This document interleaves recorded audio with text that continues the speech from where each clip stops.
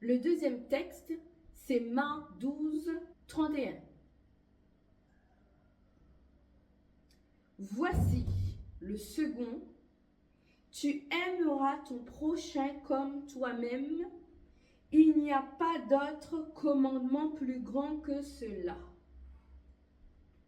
Tu aimeras ton prochain comme toi-même. Nous avons tous entendu parler de ce verset. Alors aujourd'hui, je vais vous expliquer ce que signifie ce verset. Parce que beaucoup, mais beaucoup utilisent ce texte-là à tort et à travers et sont malheureux. Parce qu'ils ne comprennent pas du tout le sens de ce verset. Beaucoup utilisent mal, comprennent mal ce texte et l'utilisent en vain, l'utilisent à leur dépens parce que quand on ne comprend pas un texte, on va l'utiliser comme on le voit, comme on le comprend. Et ça va engendrer des problèmes parce que ce n'est pas ce que Dieu veut dire. Et dans ce texte-là, pour comprendre déjà, il faut savoir qu'il y a un mot que Dieu met l'accent dessus, c'est le mot prochain.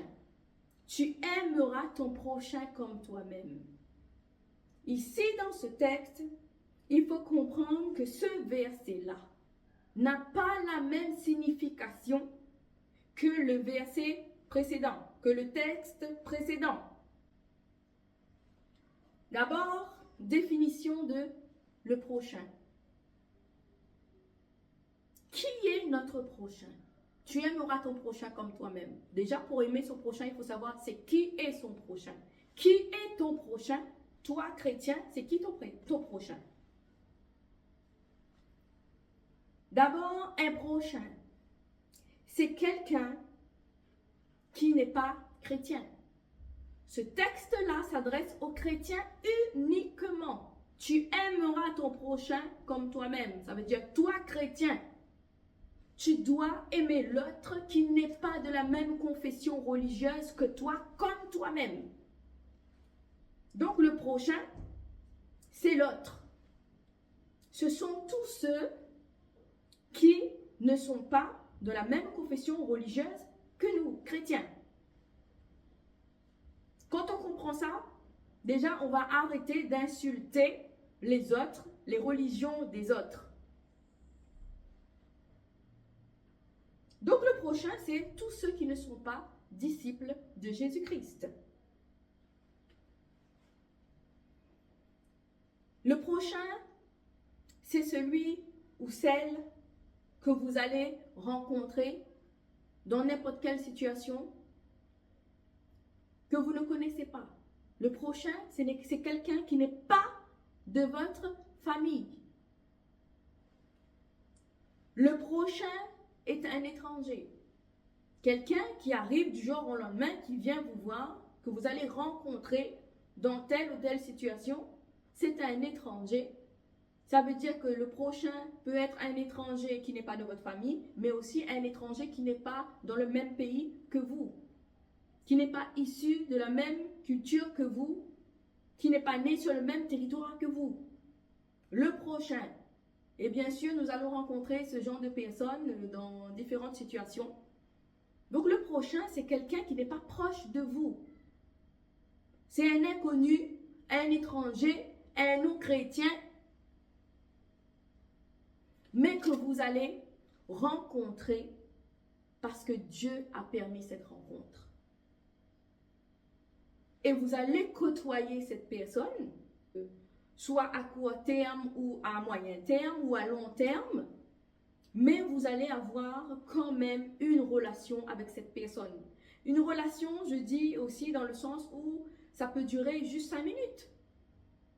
Vous sortez dans la rue, vous croisez cette personne, pendant 5 minutes, vous parlez, vous avez rencontré votre prochain.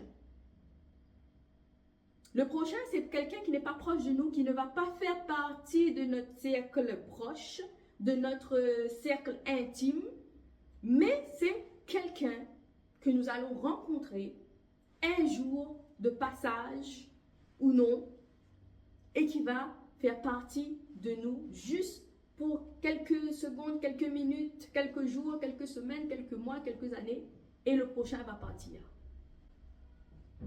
Votre prochain peut être aussi votre collègue de travail. Il n'est pas de la même profession religieuse que vous, mais vous travaillez ensemble. Donc ça veut dire que vous avez quand même une relation avec, vous côtoyez. C'est votre prochain. Un prochain peut être votre camarade d'école. Vous allez faire des études avec, vous allez suivre un parcours professionnel avec.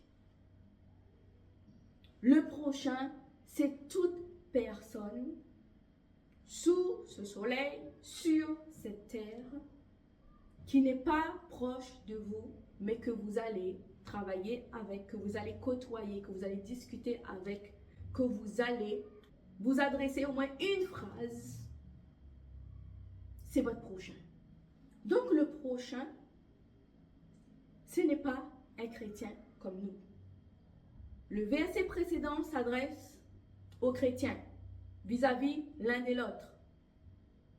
Comment on doit se comporter en tant que chrétien, on doit se respecter, même si on est différent au niveau du caractère, au niveau des situations personnelles, sociales et tout ce qu'il y a sous cette terre-là, même si on est différent. On doit s'unir, on doit s'aimer, on doit se respecter entre nous, chrétiens. Et ce verset-là nous donne la marche à suivre pour avoir une relation avec toutes les personnes qui ne sont pas de notre confession religieuse, qui ne sont pas des chrétiennes, mais qui sont d'autres, il y en a même qui sont des athées, qui ne croient pas en Dieu, qui croient en Dieu, qui ne croient pas en Dieu, qui croient en d'autres dieux. Ce qui compte, c'est de respecter, de mettre en pratique ce verset-là et de faire en sorte qu'on respecte à la lettre et aussi en esprit le commandement que Jésus nous a donné. Et cela va nous permettre d'améliorer notre relation vis-à-vis des autres. Parce que quand on est chrétien, on n'est pas éloigné du monde. On est dans ce monde, on côtoie des personnes de tout horizon, dans tous les domaines possibles, et on doit pouvoir connaître la marche à suivre pour entamer des relations avec les autres personnes qui sont nos prochains. Dans ce verset, Jésus instaure, nous donne la marche à suivre qu'un chrétien doit avoir pour son prochain. Le chrétien doit être tolérant et respectueux vis-à-vis de son prochain. Parce que Dieu donne à chacun le libre choix de croire en lui, de ne pas croire en lui, de croire. Dieu donne à chacun sa liberté. Et le prochain, même si le prochain n'est pas chrétien, il ne faut pas oublier que c'est une créature de Dieu. Nous avons tous été créés par Dieu, même si nous n'avons pas les mêmes croyances religieuses. Mais nous, chrétiens, on ne doit jamais oublier que même si on a une personne qui se trouve en face de nous, qui n'est pas de la même confession religieuse que nous, on lui doit respect. On doit l'aimer comme nous nous aimons. Aime ton prochain comme toi-même. Maintenant, c'est quoi aimer comme soi-même? Aime ton prochain comme toi-même. Là aussi, il y a une explication à donner parce que beaucoup de chrétiens ne savent pas aimer comme soi-même. Tout d'abord, posez-vous la question.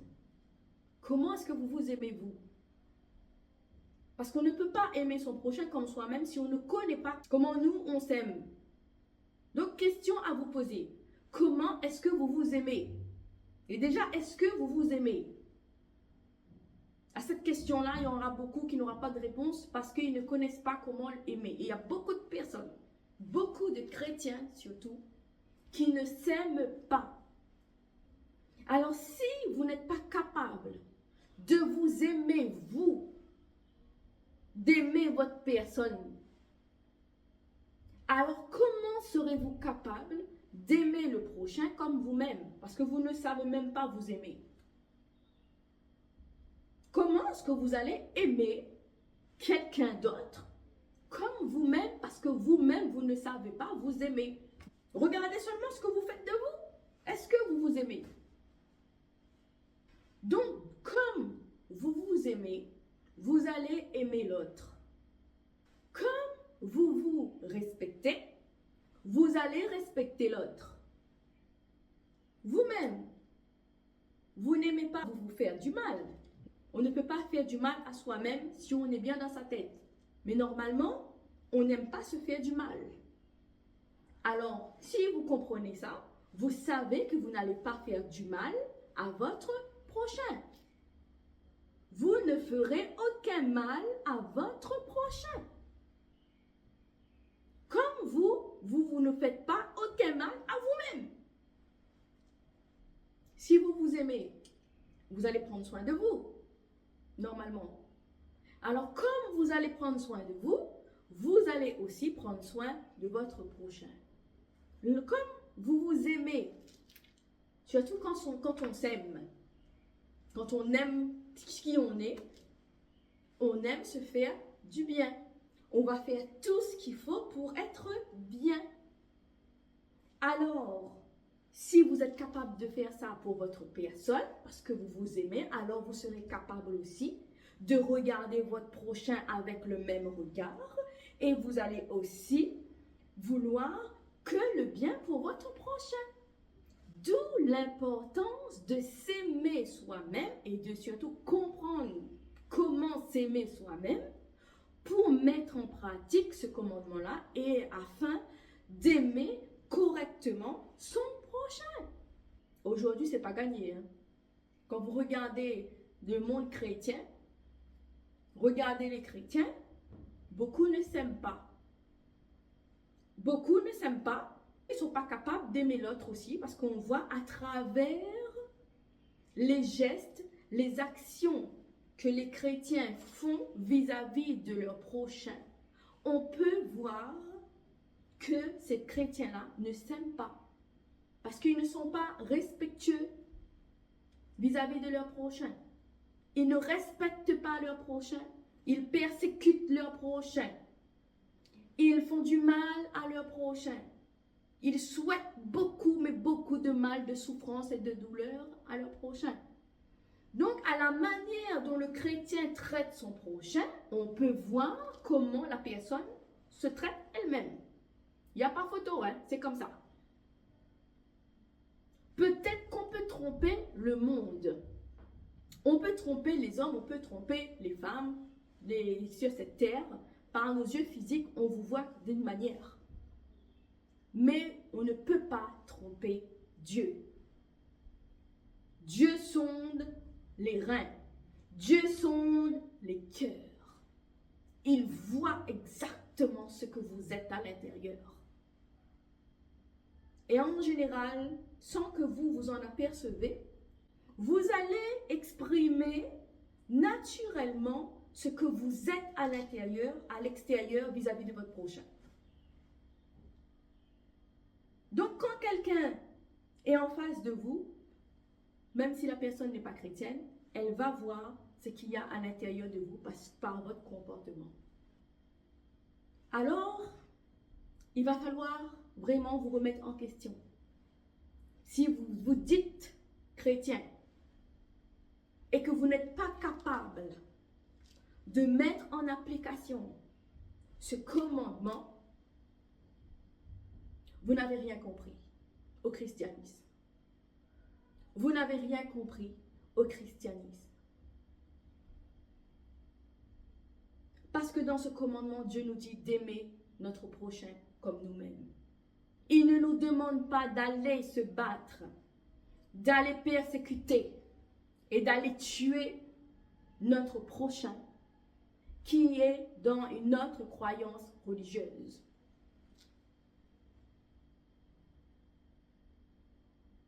On respecte l'autre pour sa personne, même si il ne croit pas au même Dieu que nous, même s'il croit en d'autres dieux, c'est un être de Dieu. C'est une créature de Dieu. C'est Dieu qui l'a créé. Et après, chacun fait ce qu'il a envie de faire sur la terre, croit ce qu'il a envie de croire, suit le Dieu qu'il a envie de suivre. C'est chacun sa liberté. Mais nous, chrétiens, nous devons montrer l'exemple. Ce n'est pas parce que les autres religions persécutent les personnes qui ne sont pas de leur croyance religieuse que nous, chrétiens, on doit faire de même. On est des chrétiens issus de Christ, à l'image de Dieu. Nous devons suivre ce que Jésus nous dit. On ne doit pas faire comme ce qu'il y a dans ce monde. Oui, il y a des croyances religieuses, il y a des religions qui tuent tous ceux qui n'adhèrent pas à leur religion. Mais le christianisme n'est pas comme ça. Et grâce à ce commandement-là, qui est écrit noir sur blanc, le christianisme ne tue pas, ne persécute pas ceux qui ne sont pas chrétiens, comme nous. Nous, on n'est pas comme ces genres de religions qui tuent, qui persécutent tous ceux qui n'adhèrent pas à leur Dieu. Nous, notre Dieu chrétien, c'est le Dieu de la liberté. C'est le Dieu de ceux qui croient, de ceux qui ne croient pas. C'est le Dieu de la liberté. Nous sommes libres de croire, nous sommes libres de ne pas croire. Et surtout, nous sommes libres de ne pas faire aucun mal à ceux qui ne croient pas au même Dieu que nous, à ceux qui ne sont pas chrétiens comme nous. Alors aimez-vous d'abord pour pouvoir aimer votre prochain. Et ensuite, vous pourrez mettre en avant ce commandement. Ensuite, vous pourrez pratiquer ce commandement. Car si vous-même, vous ne vous aimez pas, vous serez dans l'incapacité d'honorer ce commandement. Et surtout, comme on vient de le lire, Dieu, Jésus, a dit que ces commandements-là, ce sont les plus grands, les plus puissants, les commandements que nous devons pratiquer, veiller dans notre vie au quotidien pour continuer notre marche avec Jésus. Ce sont les deux plus grands, les deux plus importants dans le monde chrétien, dans notre vie chrétienne, c'est d'aimer. Aimer. Aimer, c'est le plus difficile de tous les commandements. C'est difficile d'aimer. Ce verset-là, on va normalement devoir l'appliquer. Pas seulement dans les bons moments, mais surtout dans les mauvais moments. Et c'est là qu'on va comprendre que ces commandements-là, ce sont les deux plus difficiles. Parce que quand tout va bien, on aime Dieu, on aime les autres. Mais lorsque tout va mal, là, on n'est plus capable d'aimer. Et ça va être là la différence, de voir vraiment qui est chrétien, qui ne l'est pas, et fait seulement que le dire. Parce que quand on regarde tous ceux qui se disent chrétiens, là, ils sont chrétiens quand tout va bien, mais quand on regarde leur vie, ils vont à l'église, ils se disent chrétiens. Mais lorsqu'il y a le prochain là, devant nous, vous savez, le prochain là, le prochain ne veut pas dire que nous allons bien nous entendre avec la personne. On peut avoir des prochains qui vont nous causer beaucoup de problèmes, qui vont nous persécuter jusqu'à la mort, qui vont nous mettre des bâtons dans les roues. C'est aussi votre prochain. Le prochain, ce n'est pas seulement quelqu'un que vous allez connaître comme ça et puis voilà. Non, non, non. Donc là, vraiment, c'est une précision là que je vous donne. Le prochain, c'est aussi la personne qui va vous faire beaucoup de mal. et qui ne veut pas s'en cacher. Face à une situation comme ça, est-ce qu'on va oublier ce commandement-là? Aime ton prochain comme toi-même. Mais là, c'est difficile, là, quand on arrive devant quelqu'un qui nous persécute, qu'on arrive devant quelqu'un qui fait tout pour qu'on meure et qui ne s'en cache pas. Là, ça va être difficile. Est-ce qu'on est capable encore de respecter? Aime ton prochain comme toi-même. Là, dans cette condition-là, c'est moins facile. Hein? C'est moins facile de respecter. Aime ton prochain comme toi-même. Regardez tous ces chrétiens qui se disent chrétiens. Pour Dieu, ce genre de personnes ne sont pas des chrétiens. Parce qu'un chrétien qui a rencontré Christ n'agira pas, ne se comportera pas comme les païens face à son persécuteur, face à un prochain qui le persécute. Vous-même, quand quelqu'un vous persécute, si vous dites que vous êtes chrétien, qu'est-ce que vous faites? Qu'est-ce que vous faites? C'est dans ce comportement-là que Dieu va regarder si vous êtes issu de lui ou si vous êtes un païen déguisé en chrétien. Comment est-ce que vous réagissez quand vous avez quelqu'un en face de vous qui vous pose des problèmes? Vous rendez les coups? Comment est-ce que vous allez mettre en pratique ce commandement-là? C'est pas facile, hein? Là, c'est pas facile, là. Hein? Oui, regardez toutes ces personnes qui se disent chrétiennes. Lorsqu'il y a un prochain qui ne leur veut pas que du bien, regardez la réaction. Et Dieu aussi, là-haut, assis sur ton trône, il regarde la réaction. Et là, il voit que la personne n'est pas chrétienne. Mais non, parce que si toi, tu viens m'embêter, moi, je vais te rendre. Alors que non, ça c'est pas comme ça. Hein. Quand on est chrétien, on n'est pas comme ça. Aime ton prochain comme toi-même. Quand ton prochain te donne des coups, quand ton prochain te fait des sales coups, qu'est-ce que tu fais? Qu'est-ce que tu fais? Comment tu réagis? Tu lui donnes des coups, tu lui rends ses sales coups. Ce n'est pas un comportement chrétien. Quand vous êtes dans ce genre de comportement-là, vous n'obéissez pas à la parole de Dieu. C'est là le plus difficile. C'est d'aimer son prochain malgré que cette personne vous fait du mal. Aimer son prochain, ce n'est pas être ami avec la personne, même s'il vous fait du mal. Si vous rencontrez des prochains qui ne font pas de mal, qui semblent quelqu'un de bien, tout ça, ça va, vous allez pouvoir l'aimer.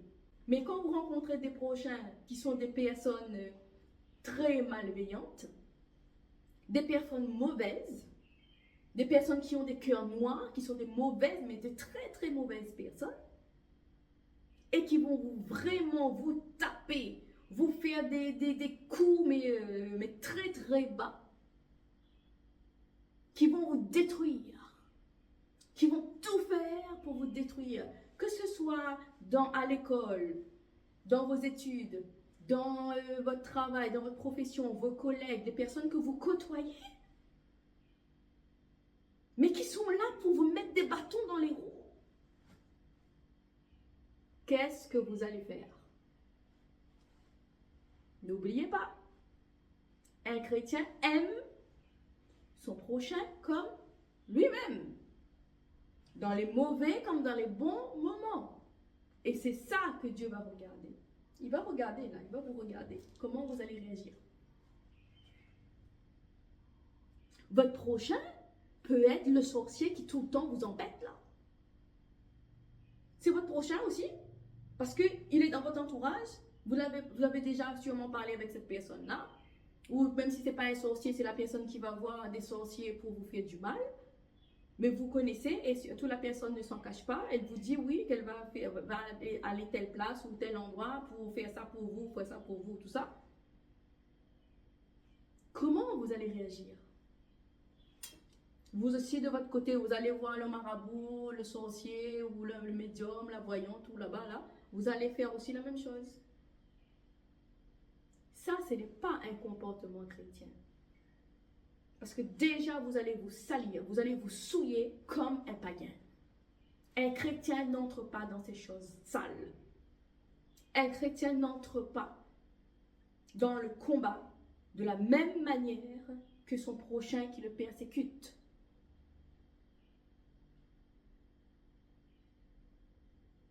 Aime ton prochain comme toi-même. Mais quand vous avez des problèmes avec des personnes comme ça, qui sont vos prochains, il ne faut pas se salir. Il ne faut pas se souiller en faisant la même chose, en rendant les mêmes coups comme on vous a donné. La bataille se gagne à genoux. À genoux. Devant le trône de Dieu. On se remet à Dieu. On dit à Dieu, qu'est-ce qui ne va pas?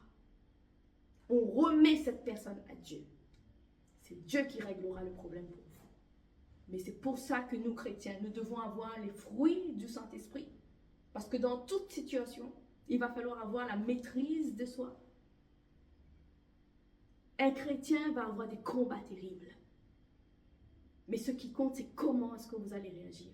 Est-ce que vous allez rendre les coups qu'on vous a donnés? Est-ce que vous allez utiliser les mêmes moyens que la personne a utilisés pour vous faire du mal pour lui rendre? Non. Un chrétien n'agit pas de la sorte. Un chrétien, c'est quelqu'un qui va aller se mettre à genoux devant l'Éternel, dans les bons comme dans les mauvais moments, dans les situations de joie comme dans les situations de peine, de tristesse. On remet tout entre les pieds de Dieu. On va aller devant le trône de Dieu. On laisse faire. Quand vous avez un prochain qui vous persécute, tournez-lui le dos. Tournez-lui le dos. Et allez pleurer dans les pieds de Papa, Dieu. Dieu est le seul qui peut vous rendre justice. Il le fera à sa manière. Pas comme vous avez envie de le faire. Et c'est dur de se comporter comme ça. De tourner le dos à quelqu'un qui vous fait mal. Pour aller pleurer dans les pieds de Dieu. Et surtout parce que des fois on a l'impression de perdre la face. Quand quelqu'un vient nous affronter, on a l'impression de perdre la face parce qu'on ne rend pas. Donc on passe un peu pour un couillon. Et il y a beaucoup là qui sont vraiment orgueilleux, ils ont quand même leur ego là. Ils ne veulent pas passer pour un couillon. Mais croyez-moi, on ne passe pas pour un couillon quand on tourne le dos à quelqu'un qui nous fait du mal. Au contraire, c'est lui qui va passer pour un couillon quand Papa Dieu va se lever pour lui. Quand Papa Dieu va nous rendre justice. Mais Dieu va le faire parfaitement. Nous, on ne se salit pas les mains. On est chrétien, on est de Christ. Jésus n'a jamais rendu les coups qu'on lui a donnés. N'oubliez jamais. Donc l'amour ici, dans ces deux versets, ces deux textes qu'on a lus, n'est pas un sentiment, n'est pas un choix, c'est un ordre, un commandement. Faites-le, obéissez, même si c'est dur. Et c'est là que Dieu va voir que vous êtes vraiment de lui, que Jésus-Christ va voir que vous êtes vraiment chrétien.